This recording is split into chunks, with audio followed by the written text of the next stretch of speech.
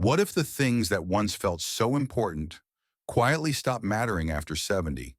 Not because you gave up, but because you finally understood what truly deserves your time, your energy, and your peace of mind. As we move through life, something begins to shift.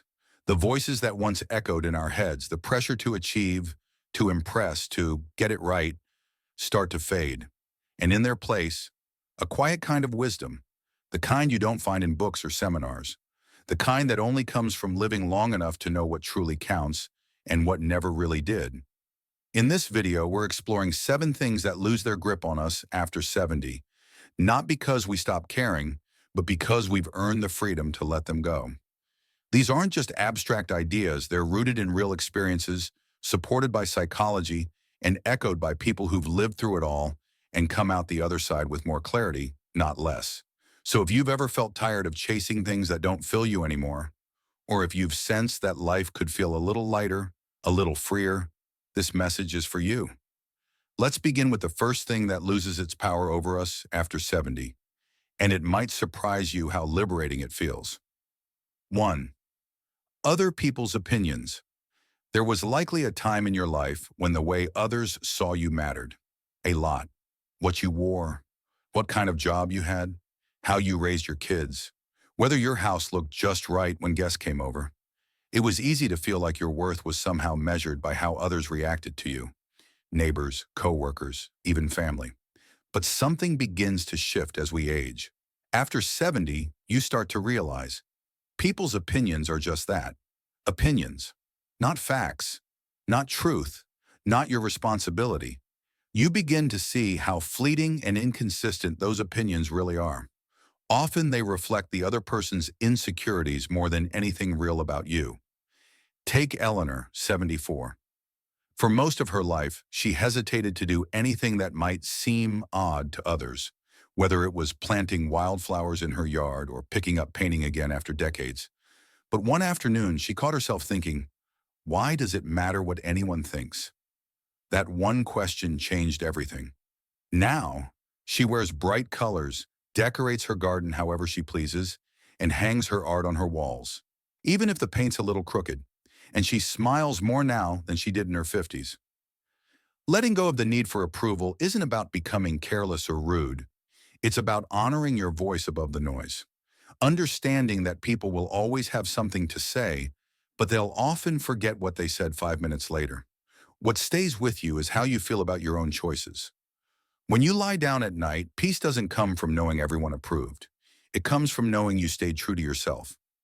By the time you reach this stage in life, you've lived long enough to understand you can't please everyone, and trying to is a shortcut to burnout. This is not about closing yourself off. It's about liberation, choosing carefully whose voices you allow in, and gently letting go of the ones that don't belong. And here's the best part. Once you stop living to meet expectations, you make room to live more fully, more honestly, and more joyfully on your own terms. Have you experienced this shift in your own life? If so, comment, "I choose peace" below. We'd love to hear how you've learned to let go of others' opinions. 2. Trying to follow trends. Here's something that loses its grip after 70, and it's a relief. The pressure to keep up. For decades, we're subtly and sometimes loudly told we need to stay current, stay sharp, stay relevant. Whether it's the clothes we wear, the phone we carry, the way we decorate our homes, or the apps we're expected to understand, there's always something new, something trending, something we're supposed to not fall behind on. But eventually that treadmill gets exhausting. And after 70, most of us begin to realize what's trendy doesn't always equal what's meaningful. Trends are designed to be temporary. They change faster than the seasons. What's in today will be forgotten tomorrow and replaced by something even flashier, louder, or more expensive.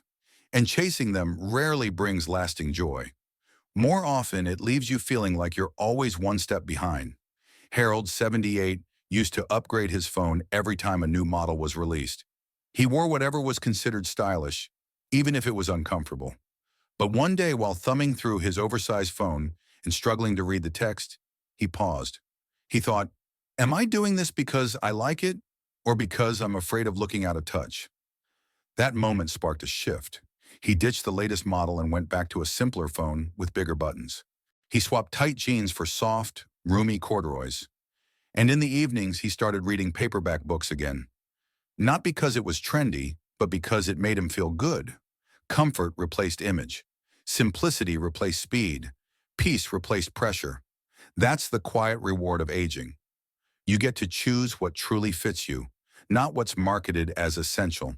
And this doesn't mean you stop enjoying new things. Not at all. It just means you get to be more intentional about what you let in. If a new style flatters you, wear it. If a gadget makes life easier, use it. But you no longer need to prove your relevance by adopting things that don't add value to your life. There's dignity in choosing what's timeless over what's trendy. There's confidence in wearing shoes that support your step, not just match a runway. There's strength in playing the music that speaks to your heart, not the one topping the charts. By 70, you've seen enough fads come and go to know that real satisfaction doesn't come from keeping up. It comes from being rooted, comfortable, authentic. So tell us, what's one trend you've happily walked away from? Drop it in the comments with, "I choose comfort," and help inspire others to do the same. 3. Regretting the past. If you've lived more than 7 decades on this earth, chances are you carry a few memories that still tug at your heart. A choice you wish you'd made differently. A moment you handled poorly. Words you wish you had said or wish you hadn't. That's regret. And it can be a quiet companion following you through the years, especially in the stillness of night or when you're looking back over the chapters of your life. But here's something beautiful that tends to happen after 70. Regret begins to soften. It doesn't disappear, but it changes shape. It becomes less about blame and more about understanding. You start to see that your past wasn't a list of missteps, it was a path, a winding, imperfect, very human path that led you right to where you are now. And when you zoom out just a little, you might realize something surprising. Even the hard chapters help to build the strength, depth, and insight you carry today. Take Walter, for example. He's 81 now. In his 40s, he turned down a higher paying job because it would have meant moving across the country. For years afterward, he wondered if he made the wrong call. But now, sitting on his porch watching his grandkids play in the same backyard his children once did, he sees that decision through a different lens. That job would have given him more money, but staying gave him something far more valuable: presence, stability, and connection. What once felt like a mistake now feels like a gift he didn't recognize at the time. The truth is, most of us did the best we could with what we knew, with the energy, tools, and understanding we had at the time. So maybe it's time we stop scolding our younger selves. You wouldn't blame a child for not knowing calculus. Why blame yourself for not knowing what only hindsight could teach? You don't have to forget the past. You just don't need to carry it like a punishment. Instead, carry it like a lantern, a source of light that helps you move forward with more clarity. Each scar tells a story, and each story has shaped your courage. Every decision, even the tough ones, taught you something that made you wiser. Regret can only live in the past, but you are here now, in the present, where life is still unfolding. And every morning you wake up is another page waiting to be written. If you're ready to forgive yourself for the things you didn't know then, comment below with, "I release the past." Your story isn't over, and your peace is still possible. 4. Comparing yourself to others. At some point in life, we all fall into the trap of comparison. Maybe it starts in childhood. Who had better grades, cooler clothes, more friends? Then it follows us into adulthood. Who bought the bigger house? Who had the more stable marriage? Whose children turned out better? Even now in our later years, it can still sneak in, especially in the age of social media, where curated photos and perfect-looking lives are just a swipe away. But here's what starts to happen after 70. You begin to see that comparison is a thief, not just of joy, but of focus, peace, and presence. Because no two lives are the same. Not in rhythm, not in purpose, not in meaning. Lois, 75, used to scroll through Facebook at night and feel small. She'd see old classmates posting pictures of exotic vacations, wedding anniversaries, big family gatherings, and feel like she had missed out. But one evening, she stepped away from the screen, walked out into her garden, and stood in the middle of the wildflowers she'd planted herself. The wind was soft, the birds were singing, and she realized something. She wasn't missing anything. She was living her own version of a beautiful life. She had freedom, a few good friends, a little garden full of color, and a peaceful heart. That moment shifted her perspective. Because the truth is, comparison almost always relies on incomplete information. We see someone's highlight reel, but not the sleepless nights, the heartbreak, the quiet struggles, the losses behind the smiles. No one's life is free from hardship, not even the ones who make it look effortless.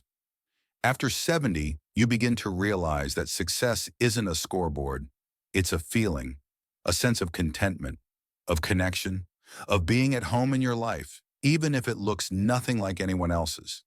And that's the key. You were never meant to match anyone else's life. You're here to live yours, with your own pace, your own meaning, your own joys. So the next time comparison whispers in your ear, try answering with this. That's their story. Mine is still being written, and it's one I'm proud of. If this resonates with you, share it by commenting, "I honor my path" below. Let's remind each other that peace comes not from measuring up, but from letting go. 5. Pushing your body beyond its limits. There was a time when pushing through pain felt like a badge of honor. You lifted heavy boxes on your own. You skipped rest to meet deadlines. You kept going, even when your back, your knees, or your heart asked you to slow down. For many years, ignoring your body's signals was seen as strength. But now, after 70, something wiser settles in, a realization that changes everything. Slowing down isn't weakness, it's wisdom. Your body has carried you through decades of living.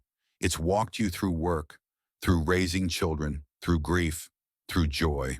And now it's simply asking for a different kind of relationship, one built on listening, not forcing. Charles, 80, used to insist on mowing his own lawn every weekend. Even in the summer heat, he refused to ask for help. "It's good for me," he'd say. But after one dizzy spell too many, his doctor gently said, "Maybe it's time to let someone else take the wheel." So Charles hired a local teen to do the yard work. At first it felt like a loss, but now he sits under a shady tree with a glass of iced tea, chatting about baseball while the mower hums in the background. He didn't lose independence. He gained peace. This is what we often forget. Caring for your body as you age isn't about limitation. It's about preservation. It's about giving your bones, muscles, and heart the grace they've earned after years of loyal service. Physiologically, your energy reserves change with age. Your joints have less cushion. Your recovery time increases. That doesn't mean you stop moving. It means you move with intention, not pressure. You stretch, not strain. You walk, not race. You rest, not because you're giving up, but because you're choosing longevity over exhaustion. And when you start honoring your limits with compassion instead of judgment, something beautiful happens. Your body begins to respond with trust. You'll notice fewer flare-ups, less stiffness, more clarity, a sense that your body is no longer fighting you, but working with you. So if you've been ignoring those quiet whispers, those aching knees, that tired back, that need to lie down, it might be time to start listening. Rest is not quitting. It's participating in your well-being with presence. And you don't need to prove anything to anyone, not even to your past self. You've already done so much. Now your strength comes from knowing when to pause and when to ask for a hand without shame. If you've learned to listen to your body more lately, comment, "I honor my energy" below. You've earned this slower, gentler way of being, and it's powerful. 6. Holding on to grudges. There's a quiet heaviness that comes from carrying an old grudge. It doesn't always scream. Sometimes it just hums in the background. A subtle tension in your chest, a name you avoid, a memory that still stings. Maybe it was a betrayal that cut deep, a misunderstanding that was never cleared, a family rift that turned into silence. Whatever it was, it stayed with you. But here's what begins to shift after 70. You realize that holding on to pain doesn't protect you. It just exhausts you. We often mistake resentment for strength. We think, If I stay angry, I'm guarding myself from being hurt again. But in truth, anger held too long becomes a weight that drains your joy. It clogs the heart, clouds your energy, and keeps you from moving forward with peace. Phyllis, 79, had barely spoken to her sister in over 20 years. Their falling out had started small, just a disagreement over a family decision. But it grew, then calcified. Every holiday was awkward. Every phone call skipped. Then after a recent health scare and time spent in recovery, Phyllis felt something shift, not in her sister, but in herself. I didn't want that to be the end of our story, she told me. So she picked up the phone. They didn't rehash the past. They just talked about their grandkids, their favorite meals, their gardens. That one phone call didn't erase everything, but it softened the edges. It let the healing begin. Because that's the truth. Forgiveness isn't saying what happened was okay. It's saying, I'm ready to stop hurting myself over it. You don't have to forget. You don't have to pretend. And you certainly don't have to rekindle relationships that remain unsafe. But you can release the weight. You can choose to set it down, not for them, but for you. You can decide, I'm done rehearsing that old argument in my head. I'm done carrying this burden through every season of life. Forgiveness isn't weakness. It's not naive. It's freedom. And freedom feels lighter than bitterness ever could. So if there's a grudge that's lingered for too long, ask yourself gently, is it time to let it go? Not for their sake, but for mine. If this resonates with you, comment I choose peace below. You deserve to carry love, curiosity, and hope, not old pain. From the moment we're born, the world hands us a script. Graduate by 22nd. Settle down by 30th. Retire at 65. Enjoy a peaceful sunset after that. But what happens when your life doesn't follow that timeline? You fall behind? You feel late? You wonder if you missed your shot? Here's the truth that comes with age, especially after 70. Those timelines were never real. They were just rough outlines drawn by a culture that forgets life isn't a race. And once you step off that treadmill, you start to realize just how much joy is waiting off script. Henry, now 82, always dreamed of learning to play piano. But he spent decades telling himself it was too late, too old, too slow. Then one day he sat down at a dusty upright he'd inherited from his sister and simply started plunking around. His fingers were stiff. His rhythm was off. But the music? It made his soul feel alive. Now every morning, he practices for 15 minutes before breakfast. Not to perform, not to impress, just to enjoy something he thought he'd missed out on. And that's the real message. You are not behind. You're right on time for your life. Whether it's falling in love again, picking up a new hobby, repairing an old friendship, or moving to a new city, there's no expiration date on meaning. Nothing magical disappears at 70, or 80, or even 90. What disappears is the pressure to keep up.